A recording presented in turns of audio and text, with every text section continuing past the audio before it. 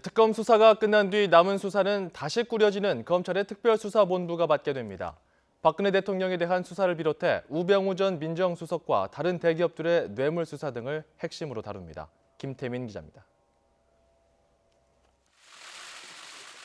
박영수 특검 체제는 90일의 수사기간 동안 적지 않은 성과를 거두고 막을 내렸습니다.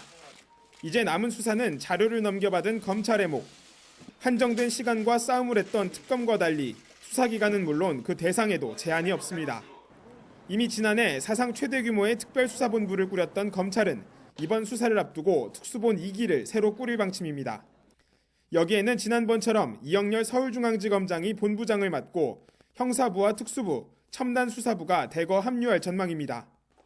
뿐만 아니라 특검에 파견됐던 검사 일부도 수사 연속성을 위해 특수본에 참여할 것으로 보입니다.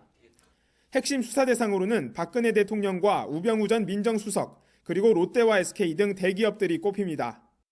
특검에 앞서 청와대 압수수색과 대통령 조사가 저절됐던 검찰이 이번엔 명예회복을 할 수 있을지 주목됩니다.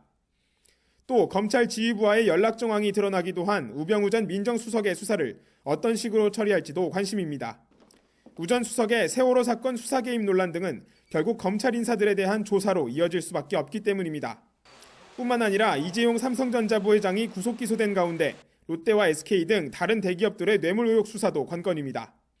이미 자료 검토에 착수하며 수사 의지를 불태우는 검찰은 이르면 다음 주 특수본 2기의 구성과 수사 계획을 발표할 예정입니다. YTN 김태민입니다.